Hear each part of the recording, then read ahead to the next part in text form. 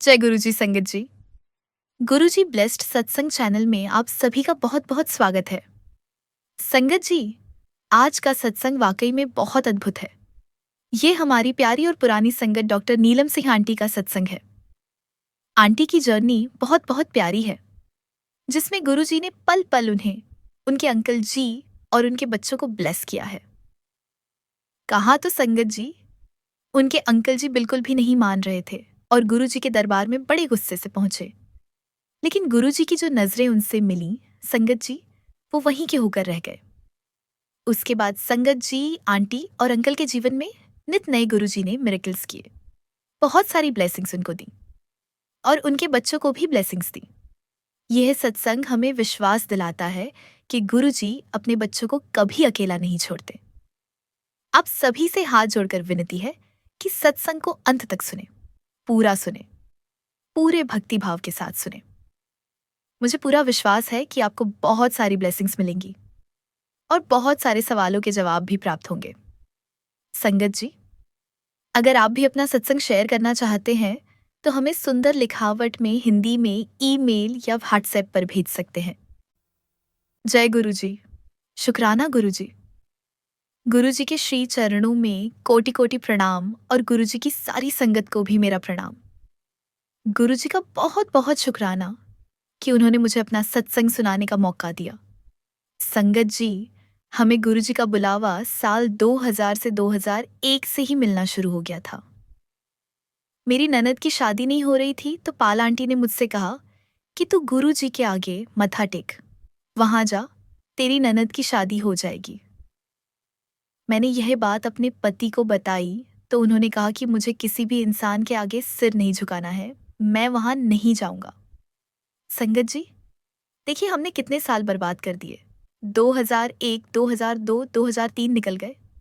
7 मई 2004 को मैं अपनी माँ के घर पर थी। उस दिन मेरी अपने पति से बहुत बुरी लड़ाई हो गई थी और मैंने यह तय कर लिया था कि अब मैं कभी उनके पास नहीं जाऊंगी। मुझे लगता था कि मैं उनकी फैमिली का इतना ध्यान रखती हूँ और मेरी कोई गलती नहीं है। फिर भी एक छोटी सी बात के लिए उन्होंने मुझे इतना कुछ कह दिया। जिस दिन मैं अपनी माँ के घर गई, उसी दिन पाल आंटी दोपहर में हमारे घर आई हुई थी।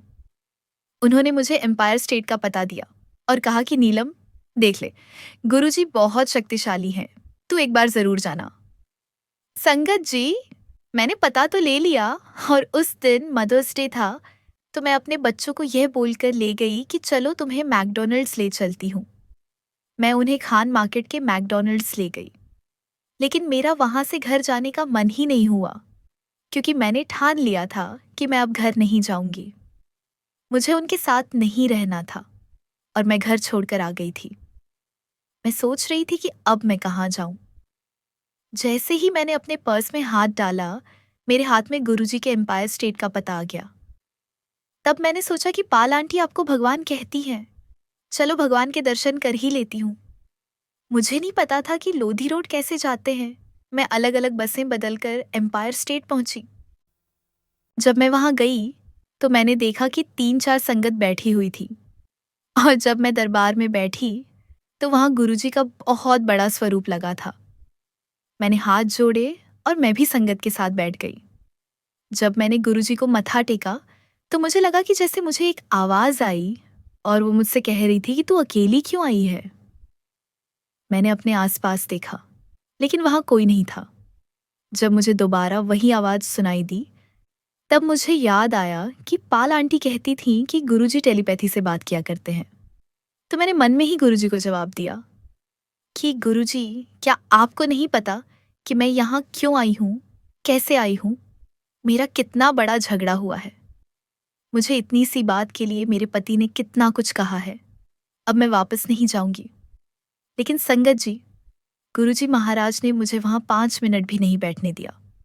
मुझे इतनी बेचैनी होने लगी और मेरे मन में बार बार आ रहा था कि मैं अपने पति को फोन करूं। फिर मैं बाहर जाकर अपने पति को फोन किया तो उन्होंने कहा कि तू बस मुझे पता बता। मैंने गुरुजी के एम्पायर स्टेट का पता बताया और अंदर आ गई। मेरे पति ऑफिस से बहुत गुस्से में निकले थे। उन्हें ऐसा लग रहा था कि पता नहीं मैं कौन से बाबा के चक्कर में पड़ गई हूँ। जब मेरे पति एम्पायर स्टेट पहुंचे, गुरुजी अपनी गद्दी पर बैठे हुए थे। जो भी एम्पायर स्टेट गए हैं उन्हें पता होगा कि गुरुजी की गद्दी के सामने जो कमरा है, मैं वहीं बैठी हुई थी। जब मेरे पति ने अंदर आकर मुझे देखा तो वो बहुत गुस्से में थे। गुरुजी बैठे हुए थे, संगत बैठी हुई थी और अंदर आते ही मेरे पति मेरे पास आए और कहने लगे, चल यहाँ से उठ। मैंने उन्हें इशारा किया कि देखो, गुरुजी बैठे हैं, जरा बैठ जाओ, शांत हो जाओ। तो भी वो बोले, चल यहाँ से उठ। संगत जी, मेरे पति को चाय बहुत पसंद है, तो मैंने मन ही मन में सोचा कि गुरुजी कहीं से चाय आ जाए। उस समय मुझे नहीं पता था कि चाय प्रसाद भी होता है। मैंने सोचा कि अगर चाय कहीं से आ जाए तो मेरे पति रुक जाएंगे। और संगत जी, गुरुजी ने मेरी सुन ली थी। शायद गुरुजी को मुझे और मेरे पति को अपने से जोड़ना था। जैसे ही मैंने यह प्रार्थना की और मेरे पति मुड़े, उनके सामने चाय थी और बस। संगत जी, उन्होंने चाय ली और नीचे दरबार में बैठ गए। जब मेरे पति दरबार में बैठे तो वो लगातार गुरुजी को घूरे जा रहे थे और गुरुजी उन्हें देख रहे थे। मैं अपने पति को कोहनी मार रही थी कि आप ऐसे गुरुजी को मत घूरो, लेकिन वो बिल्कुल गुरुजी की आंखों में आंखें डालकर उन्हें घूर रहे थे।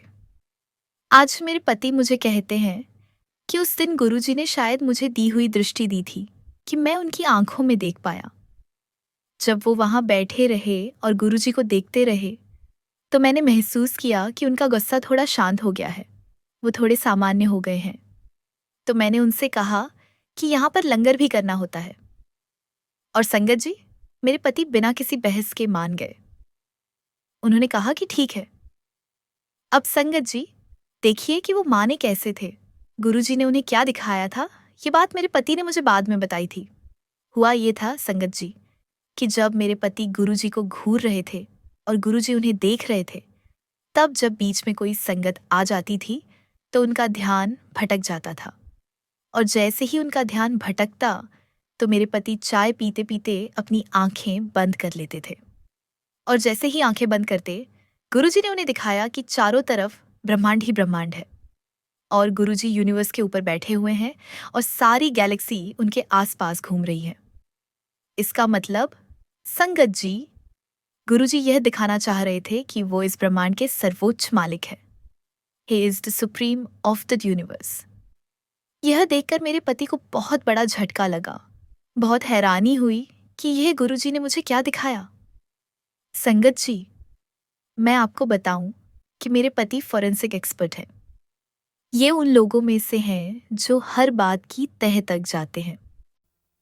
फिर जब मैंने लंगर के लिए कहा तो वो मान गए और जब हम लंगर करके आए तो मैंने कहा कि गुरुजी से आज्ञा भी लेनी पड़ती है। तो संगत जी, शायद उनका पुरुष अहंकार उन्हें यह करने नहीं दे रहा था। तो उन्होंने कहा कि नहीं, मैं कोई आज्ञा नहीं लूंगा। तुम्हें लेनी है तो तुम लो, मैं किसी इंसान के आगे नहीं झुकूंगा। मेरे पति मेरी बेटी को लेकर बाहर निकल गए। मैं अपने बेटे को लेकर गुरुजी के पास मत्था टेकने गई। जब मैं उनकी तरफ जा रही थी तो मैं मन में यही सोच रही थी कि मैं गुरुजी से यही पूछूंगी कि गुरुजी, आज मेरी लड़ाई क्यों हुई इनसे? मेरी क्या गलती थी? लेकिन संगत जी, जब मैं गुरुजी के पास मत्था टेकने गई तो जब मैं मत्था टेक कर उठी तो मेरे मुंह से अचानक ये नहीं निकला कि गुरुजी, मेरा झगड़ा क्यों हुआ था। मेरे मुंह से निकला कि गुरुजी, मेरी ननद की शादी नहीं हो रही है, उसकी शादी करवा दो। तो गुरुजी ने कहा कि ठीक है। लेकिन संगत जी, उस समय मैंने अपने हाथों में बहुत सारी अंगूठियां पहनी हुई थीं जो मुझे ज्योतिषी ने दी थी। गुरुजी ने मेरे हाथ की तरफ देखा और कहा कि सबसे पहले तो तुम इन्हें उतारो। हालांकि मैंने उस वक्त तो नहीं उतारी, लेकिन जब मैं दरबार से बाहर गई तो मैं मन में सोच रही थी कि उतारूं या ना उतारूं। लेकिन बाद में संगत जी, घर पहुंचते पहुंचते गुरुजी के प्रति मेरा एक मजबूत विश्वास बन चुका था और मैंने घर जाकर वो सारी अंगूठियां उतार दी। गुरुजी ने मुझसे पूछा कि और बताओ, तुम्हें क्या चाहिए? तो मैंने कहा कि नहीं, बस कुछ नहीं गुरुजी, आप उनकी शादी करवा दो। गुरुजी फिर मुझसे कहते, तुम्हें और क्या चाहिए? उस समय मेरा बेटा मेरे पास में बैठा हुआ था, तो मैंने कहा कि गुरुजी, आप इसके सिर पर हाथ रख दो, इसको आशीर्वाद दे दो। गुरुजी ने फिर मुझसे पूछा, तुम्हें और क्या चाहिए? तब मैंने कहा कि गुरुजी, मेरी बेटी बाहर है, आप उसे भी अपना आशीर्वाद दे दो। उसके बाद फिर गुरुजी ने मुझसे कहा, तुम्हें और क्या चाहिए? संगत जी, मुझे फिर भी समझ नहीं आया। मैंने कहा कि गुरुजी, मेरे पति बाहर हैं, उनको भी ब्लेस कर दो। फिर गुरुजी मुझसे कहते, तुम्हें और क्या चाहिए? संगत जी, मुझे तब भी समझ नहीं आया।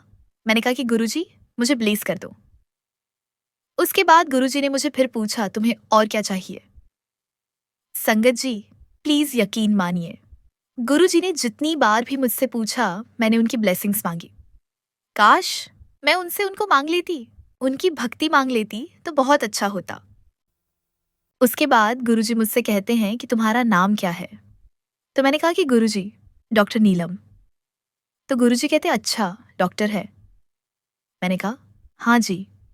गुरुजी, मैं डेंटिस्ट हूँ। फिर संगत जी, गुरुजी ने पति का पूछा कि पति क्या करते हैं, बच्चों का पूछा, सब कुछ पूछा। उस वक़्त मुझे ऐसा लग रहा था कि शायद ये गुरुजी के दरबार का रोज़ का काम है कि जो भी पहली बार आता है, गुरुजी सबसे यही पूछते हैं। संगत जी, मुझे बहुत बाद में पता चला कि गुरुजी कभी भी किसी से इतनी बात नहीं करते हैं। इसके लिए मैं संगत जी, गुरुजी का बहुत-बहुत शुक्राना करती हूँ। गुरुजी मुझसे पूछते हैं कि अच्छा, तो बीडीएस डॉक्टर है? मैंने कहा, हाँ जी गुरुजी। गुरुजी मुझसे पूछते हैं कि तुझे बीडीएस का पूरा नाम आता है? तो मैंने कहा, हाँ जी गुरुजी। गुरुजी कहते हैं, चल फिर बता क्या होता है? तो मैंने कहा कि गुरुजी, बैचलर ऑफ डेंटल सर्जरी। गुरुजी ने कहा कि नहीं, ये नहीं है। संगत जी, मैं सोच में पड़ गई कि क्या बीडीएस का पूरा नाम ये नहीं होता? शायद इतने सालों में मैं भूल तो नहीं गई। तभी गुरुजी मुझे फिर कहते हैं कि तुम्हें और क्या चाहिए? तो मैंने कहा कि बस गुरुजी, मैं अपने बीडीएस का पूरा नाम सोचने लगी। और संगत जी, आप यकीन नहीं करेंगे, मैं और गुरुजी बहुत देर तक यही करते रहे। मैं गुरुजी को बोलती रही, बैचलर ऑफ डेंटल सर्जरी होता है? तो गुरुजी कहते, नहीं, ये नहीं है। तो मैं कहती, गुरुजी यही होता है। गुरुजी फिर कहते, नहीं, ये नहीं है। और बहुत देर तक यही चलता रहा। तो गुरुजी कहते हैं कि बीडीएस का पूरा नाम होता है 32 दांतों का सर्वनाश। संगत जी, आज तो मुझे यह सुनकर बहुत अच्छा लगता है, लेकिन उस वक्त मुझे बहुत गुस्सा आ रहा था, मुझे बहुत बुरा लग रहा था। 4 दिन पहले पाल आंटी मुझे बता रही थी कि वो जब अपने जीजा को लेकर गई थी, वो भी बीडीएस डॉक्टर थे, तब गुरुजी ने उनसे भी कहा था कि 32 दांतों का सर्वनाश। तो मैंने पाल आंटी से पूछा कि आंटी, गुरुजी ने ऐसा क्यों कहा? तो आंटी ने कहा कि शायद ये खराब डॉक्टर है, इसीलिए गुरुजी ने कह दिया। और संगत जी, वो बात मैंने अपने ऊपर ले ली और मुझे लगा कि गुरुजी मुझे भी खराब डॉक्टर समझ रहे हैं, तभी उन्होंने मुझे ऐसा कहा है। मुझे बहुत बुरा लगा और बस मैं गुरुजी के पीछे पड़ गई कि गुरुजी, इसका पूरा नाम ये नहीं होता, इसका पूरा नाम बैचलर ऑफ डेंटल सर्जरी होता है। संगत जी, हमारे आसपास बहुत सारी आंटियां बैठी हुई थीं। वो सब हमारी बातें सुन रही थीं। तो मुझे लगा कि थोड़ी शर्मिंदगी हो रही है, मैं तो यहाँ से जल्दी से निकल जाती हूँ। संगत जी, देखिए, मैं कितनी नादान थी कि उस वक़्त गुरुजी के पास से उठने का सोच रही थी। फिर गुरुजी ने मुझे बहुत देर तक बिठाया और फिर गुरुजी मुझसे पूछते, तुम ये बताओ, तुमने लव मैरिज की है? मैंने कहा, हाँ जी गुरुजी। फिर गुरुजी मुझे कहते कि जाओ, अब तुम जाओ। जब मैं गुरुजी से आज्ञा लेकर जा रही थी, तब मुझे गुरुजी का ये सवाल नहीं कि तुमने लव मैरिज की है। तब मुझे हमारे सारे वादे याद आए कि हम जीवन में कभी नहीं लड़ेंगे, हम प्यार से रहेंगे।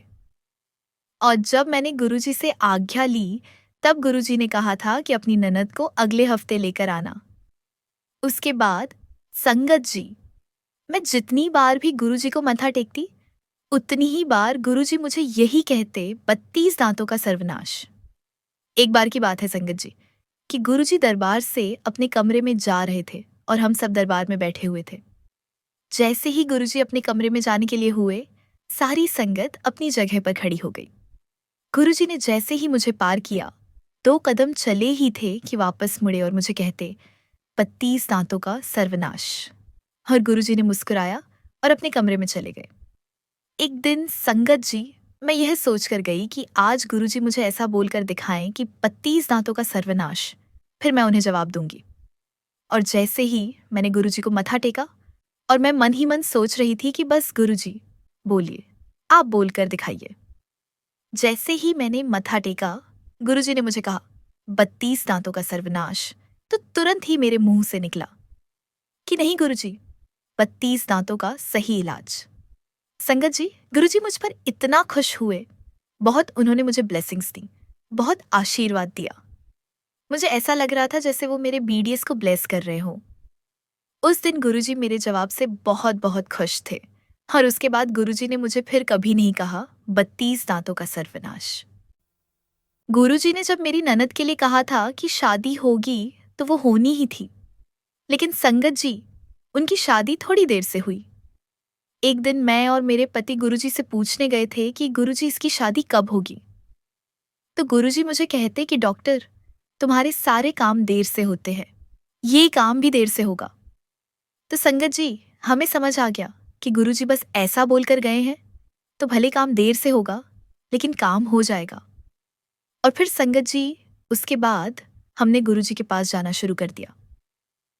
हम हर हफ्ते गुरुजी के दर्शन करने के लिए आते थे। एक दिन गुरुजी मुझसे कहते कि तुम यह बताओ कि तुम कब कब आती हो। तो मैंने गुरुजी से कहा कि गुरुजी, आपको तो पता ही है कि सुबह से लेकर शाम तक मेरे मरीज होते हैं। मैं जब फ्री होती हूँ, मैं तब आती हूँ।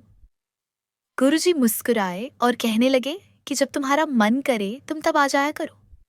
मैं तो बहुत खुश हुई। मैंने कहा गुरुजी, आप क्या कह रहे हो? तो गुरुजी कहते, हाँ हाँ, जब तुम्हारा मन करे तुम तब आ जाया करो। और संगत जी, ये बात मैंने पाल आंटी को बताई और पाल आंटी ने उन आंटी को बताई जिन्होंने पाल आंटी को गुरुजी के पास भेजा था। तो वो आंटी कहती कि नहीं नहीं, इसका मतलब यह नहीं है कि वो कभी भी जा सकती है। इसका मतलब यह है कि जो 4 दिन गुरुजी ने तय किए हैं, उन 4 दिनों में वो कभी भी जा सकती है, लेकिन जाएगी हफ्ते में एक बार ही। संगत जी, मेरी बात ध्यान से सुनना आप सभी कि कैसे हम लोग दूसरों की बातों में आकर अपना ही काम बिगाड़ते हैं। मैंने आंटी की बात मान ली और मैं हफ्ते में एक ही बार जाने लगी, जबकि गुरुजी ने मुझे कहा था कि जब तुम्हारा मन करे तुम आ सकती हो। संगत जी, मुझे आज जाकर इस बात का एहसास होता है कि अगर मैं उस वक्त गुरुजी के पास रोज जाती तो आज मेरे पास गुरुजी की ओर कितनी यादें होती। जब हमने गुरुजी के यहाँ जाना शुरू किया, तब जो हमने पहला बड़ा कार्यक्रम गुरुजी से सुना था, वो उनका जन्मदिन था। संगत जी, मैं सुन रही थी कि जन्मदिन का उत्सव बड़े मंदिर में होगा, लेकिन मैं तब गुरुजी के बड़े मंदिर नहीं जा पाई थी। संगत जी, आप देखिए गुरुजी का आशीर्वाद कैसा था कि मुझे गुरुजी ने सपने में ही दर्शन करवा दिए। और सपने में गुरुजी ने मुझे बड़े मंदिर के दर्शन करवाए, जो कि बहुत ही सुंदर था, और उसमें मुझे गुरुजी दिखाई दिए। मैं अपने सपने में ही सोच रही थी कि अच्छा, गुरुजी का बड़ा मंदिर इतना सुंदर है। खैर संगत जी, हम लोग गए और गुरुजी का कार्यक्रम अटेंड किया। जो बाहर शिव जी की मूर्ति है, उसके बाहर गुरुजी का स्टेज लगा था और बहुत बड़ा कार्यक्रम था। उस दिन बहुत तेज बारिश होने की संभावना थी, तो मेरे मन में आया कि गुरुजी, जो महापुरुष होते हैं वो तो अपने आप बारिश रोक देते हैं, पर मुझे लग रहा है कि आज तो बारिश होकर रहेगी। मैं मन में सोचने लगी कि गुरुजी, अगर बारिश आ गई तो क्या होगा? संगत तो अंदर चली जाएगी, लेकिन सारा कार्यक्रम खराब हो जाएगा। और यकीन मानिए संगत जी, थोड़ी ही देर में मौसम इतना सुहाना हो गया। न गर्मी थी, न बारिश का कोई नामो निशान था।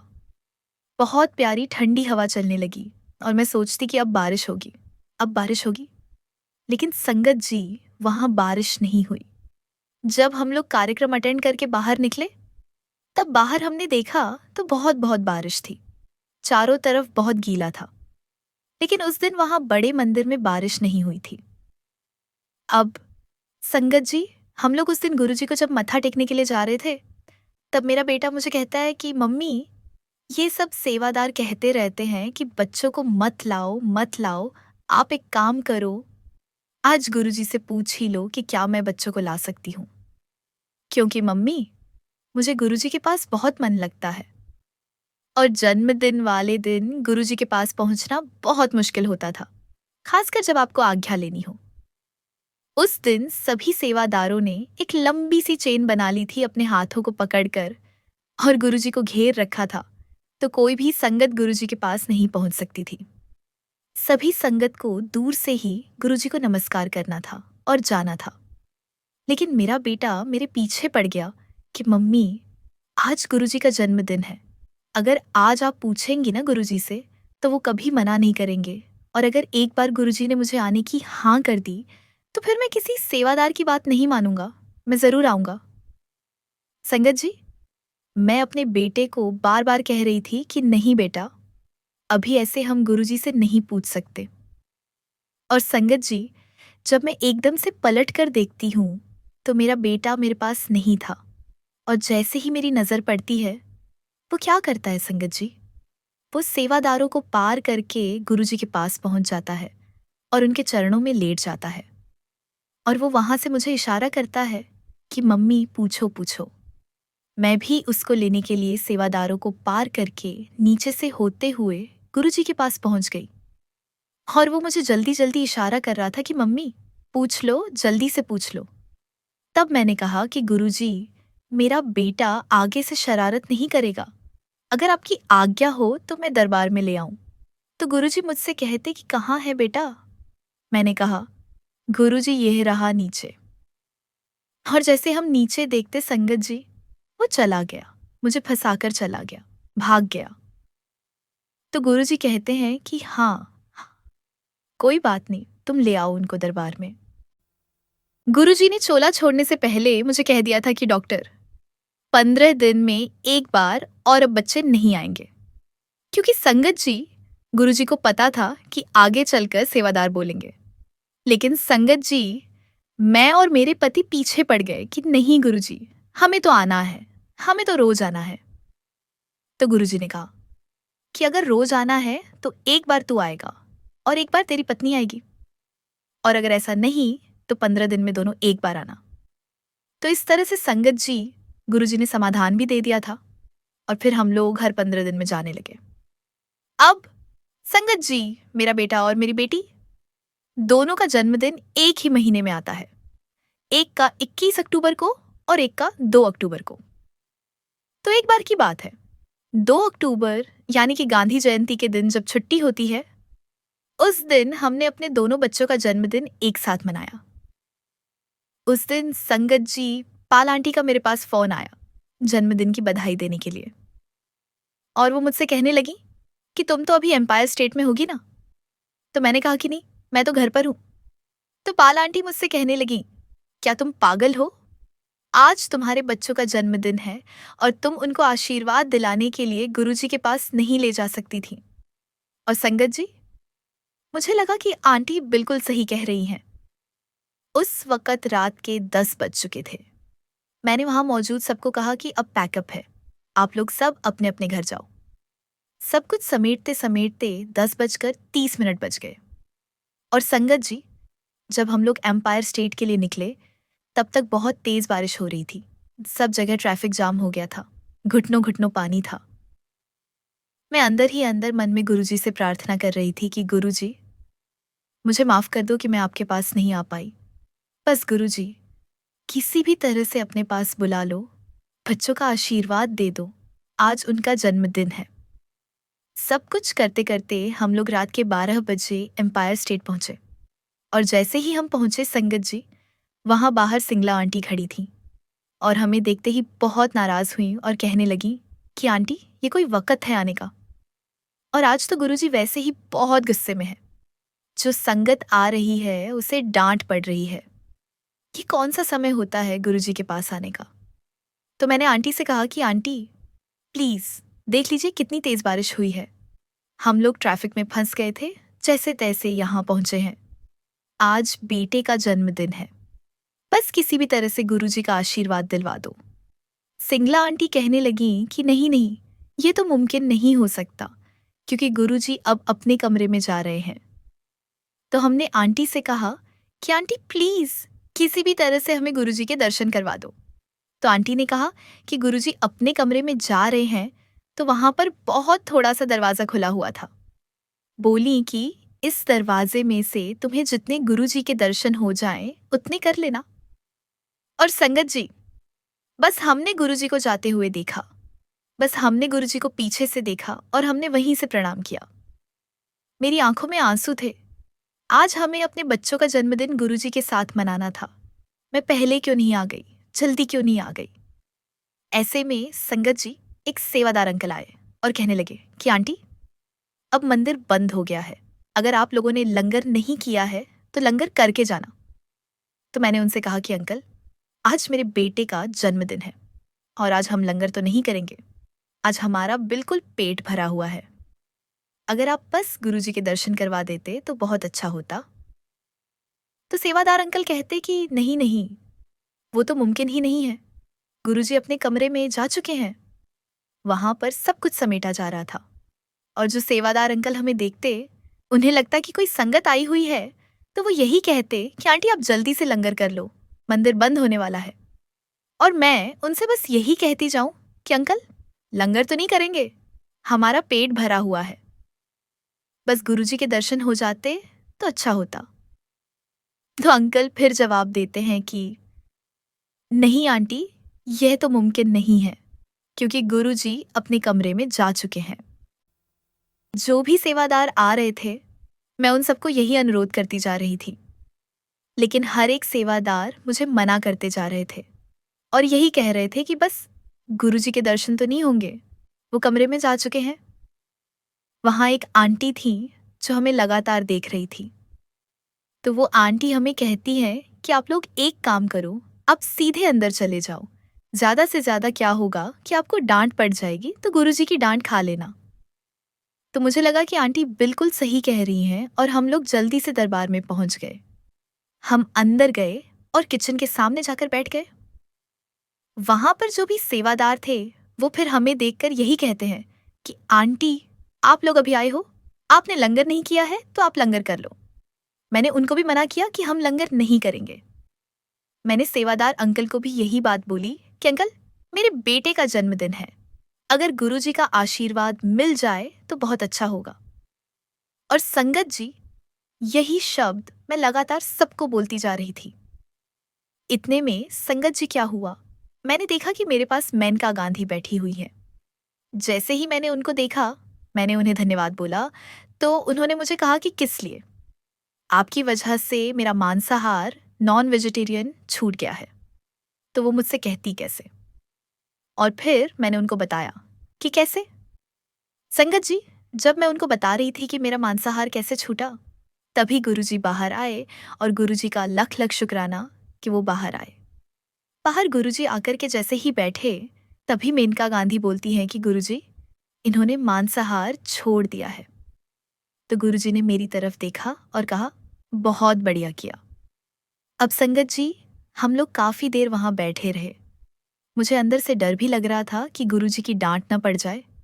फिर मैंने सोचा कि चलो गुरुजी के दर्शन हो गए हैं तो उनकी डांट भी खा लेंगे।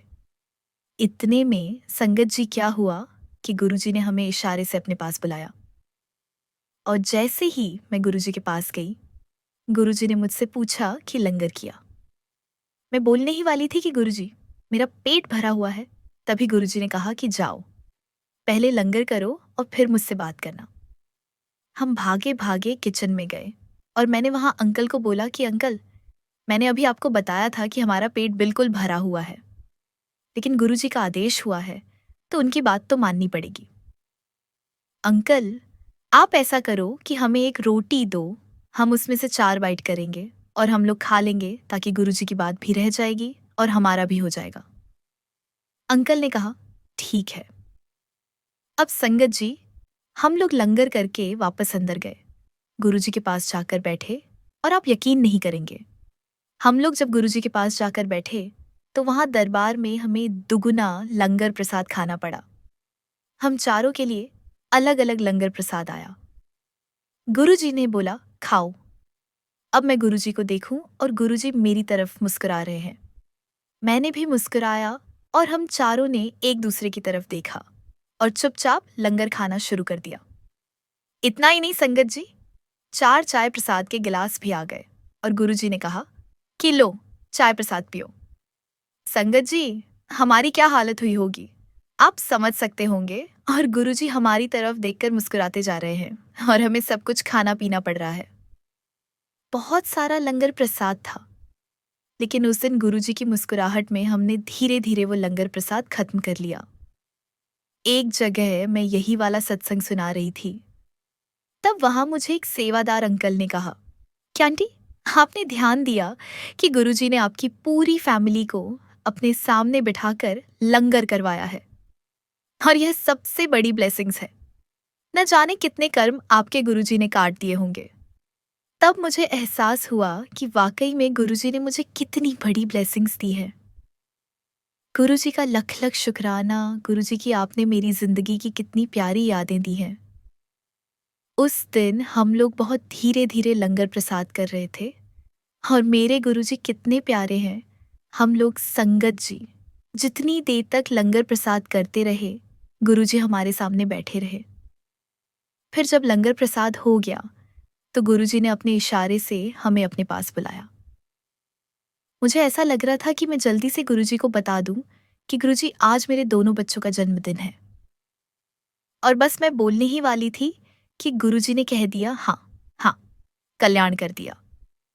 लेकिन मुझे ऐसा लगा कि आज तो बच्चों का जन्मदिन है और कल्याण कर दिया तो ये तो बहुत छोटा सा आशीर्वाद है। कुछ अच्छा बड़ा कुछ बोले, गुरुजी बच्चों को अच्छे से आशीर्वाद दे। तब मुझे संगत जी, गुरुजी के उन शब्दों का महत्व नहीं पता था। तो मैंने फिर बोला कि गुरुजी, आज मेरे बच्चों का जन्मदिन है। तो गुरुजी कहते हैं, हाँ हाँ, कल्याण कर दिया तेरे दोनों बच्चों का। मुझे इस पर भी संतोष नहीं हुआ। मैंने फिर बोला गुरुजी को कि गुरुजी, आज मेरे दोनों बच्चों का जन्मदिन है। तो गुरुजी कहने लगे, हाँ हाँ, कल्याण कर दिया, मैंने देखना इनका बहुत कल्याण होगा। गुरुजी ने फिर पूछा कि कहाँ रहते हो, कहाँ काम करते हो। पति से जब यह पूछा तो पति ने कहा, गुरुजी, मैं सफदरजंग अस्पताल में काम करता हूँ। तो गुरुजी कहते, अच्छा, सफदरजंग अस्पताल में तो डॉक्टर, मुझे एक बात बताओ, क्या तुम मेरा काम करवा दोगे? संगत जी, हमें ऐसा लग रहा था कि पूरी दुनिया गुरुजी के पास आशीर्वाद लेने आती है ताकि उनके सारे काम बन जाए, और गुरुजी हमें बोल रहे थे कि मेरा काम करवा दोगे। तो हमने कहा कि हाँ जी गुरुजी बोलिए। और संगत जी, तभी गुरुजी ने जल्दी से एक पेन पेपर मंगवाया, मेरा नाम और नंबर लिखा और गुरुजी ने कहा कि तुम्हारे पास फोन पहुंच जाएगा जब भी कोई काम होगा। मैंने कहा, ठीक है गुरुजी। तो मैंने कहा कि गुरुजी, आप तो ये समझो कि आपका काम हो गया।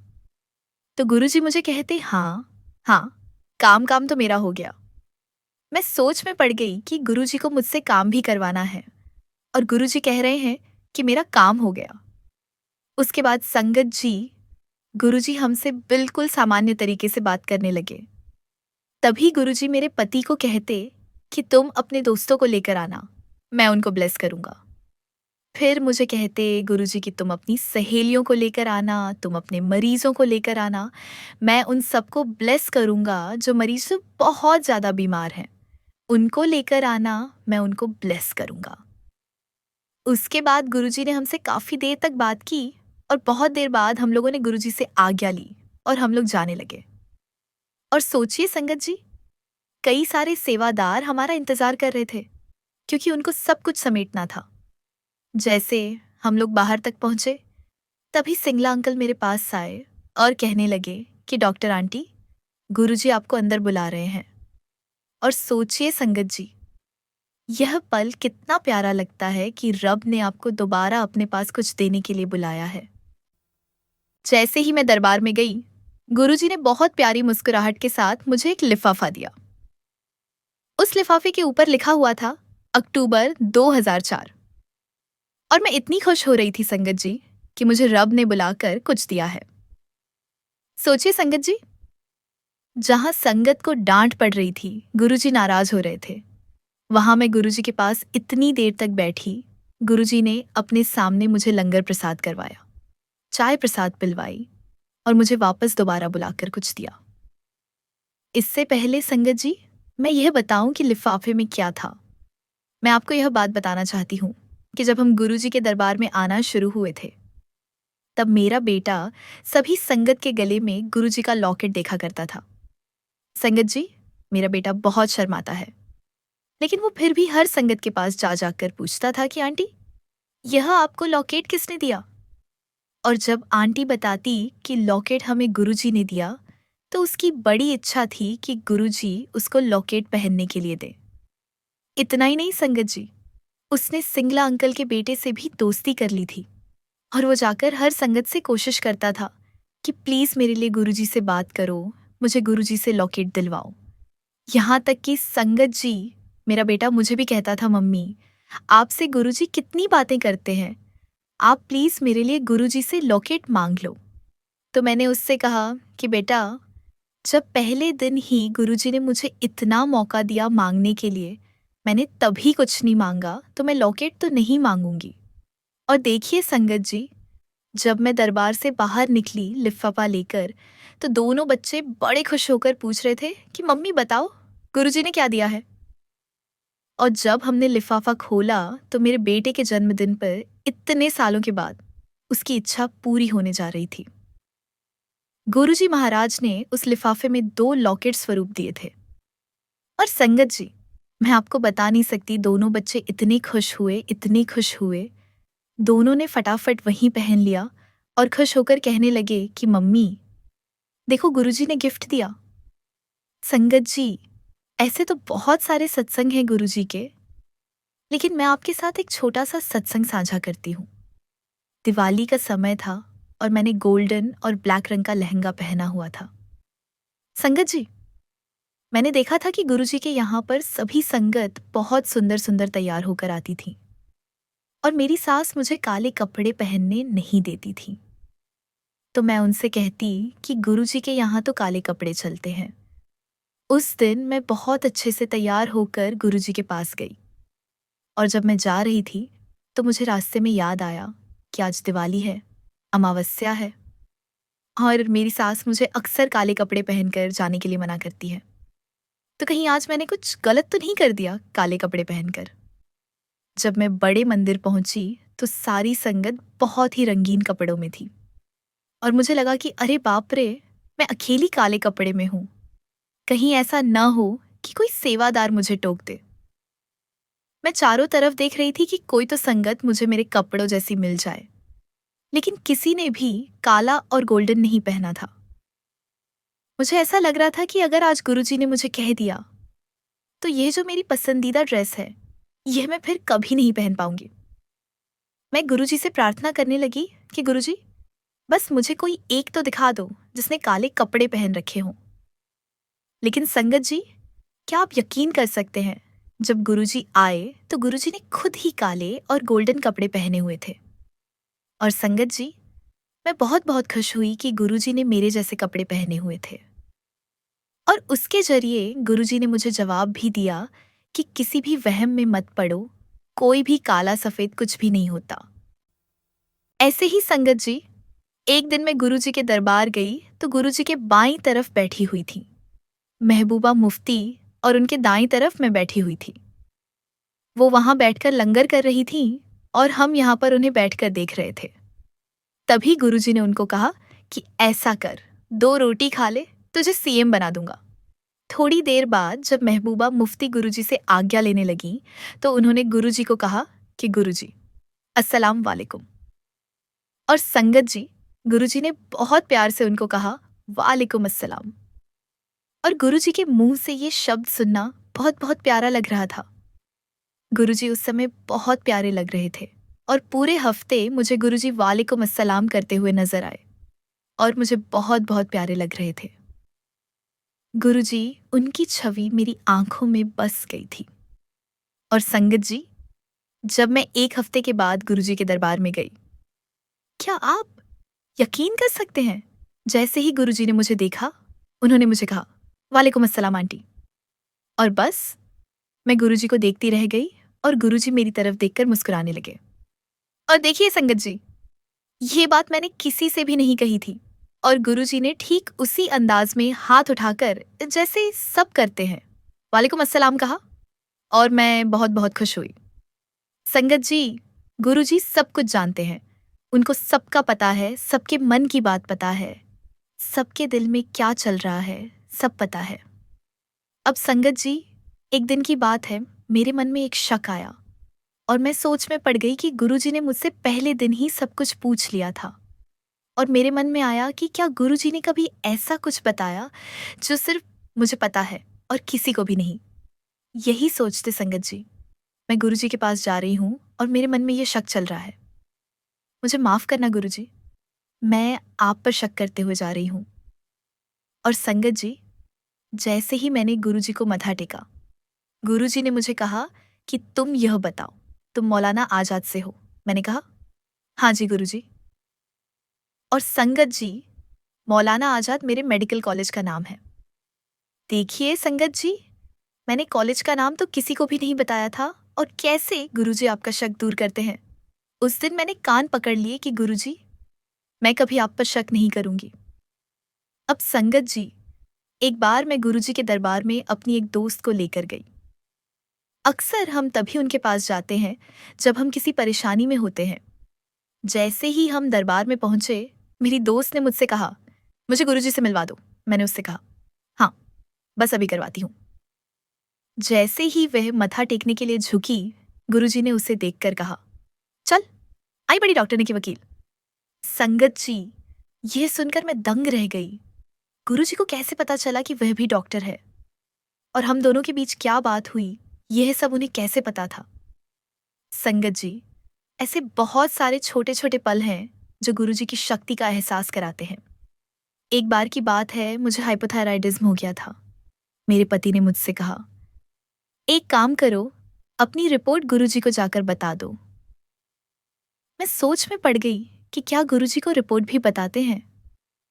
उस समय मेरे गले में बहुत ज्यादा टॉन्सिल्स हो गए थे और मेरी आवाज भी ठीक से नहीं निकल रही थी।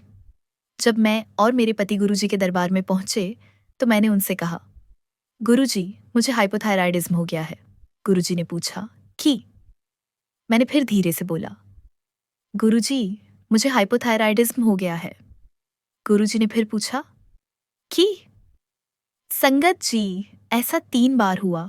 मेरा गला बैठा हुआ था लेकिन मैं पूरी ताकत से गुरुजी को जवाब दे रही थी। जब तीसरी बार भी गुरुजी ने पूछा, कि? तो मैंने जोर से चिल्लाकर बोला, गुरुजी, हाइपोथायराइडिज्म हुआ है। तब गुरुजी ने कहा, अच्छा चल जा।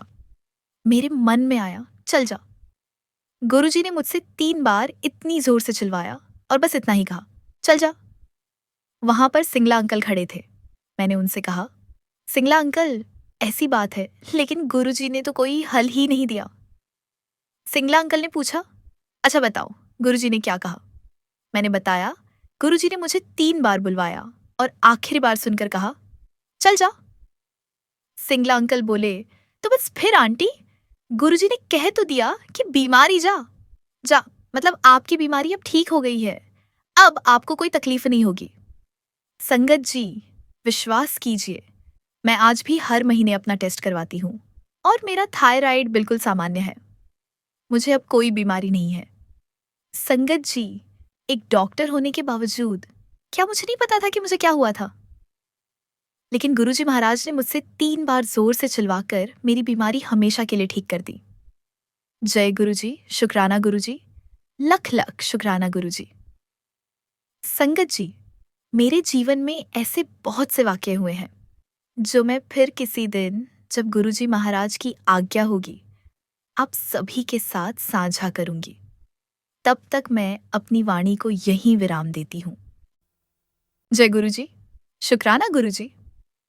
संगत जी, आज का यह प्यारा सत्संग सुनकर हमें गुरुजी की असीमित कृपा और उनकी दिव्य शक्तियों का एहसास होता है। यह सत्संग हमें सिखाता है कि गुरुजी न केवल हमारी बड़ी से बड़ी परेशानियों को दूर करते हैं, बल्कि हमारे छोटे से छोटे डर और मन के संदेह भी पल भर में हटा देते हैं। डॉक्टर नीलम आंटी के सत्संग से यह साफ हो जाता है कि गुरुजी को कभी किसी शारीरिक रूप की जरूरत नहीं होती। उनका आशीर्वाद और उनकी शक्ति हर जगह मौजूद है। उनका एक छोटा सा इशारा, एक शब्द और यहाँ तक कि एक सपना भी हमारे जीवन की दिशा बदल सकता है। यह सत्संग हमें यह पक्का विश्वास दिलाता है कि गुरुजी हर पल हमारे साथ है, हमारी हिफाजत कर रहे हैं और हमें सही रास्ते पर बनाए रखे हैं। हमें बस उन पर अटूट विश्वास रखना है और सब कुछ उन पर छोड़ देना है। आज के इस सुंदर सत्संग के लिए हम गुरुजी का बार बार शुक्राना करते हैं। अगर आपको यह सत्संग पसंद आया हो तो इसे लाइक करें, अपने परिवार और दोस्तों के साथ शेयर करें और हमारे चैनल को सब्सक्राइब करना न भूलें। जय गुरुजी, शुक्राना गुरुजी। ओम नमः शिवाय। शिव जी सदा सहाय। ओम नमः शिवाय। गुरुजी सदा सहाय।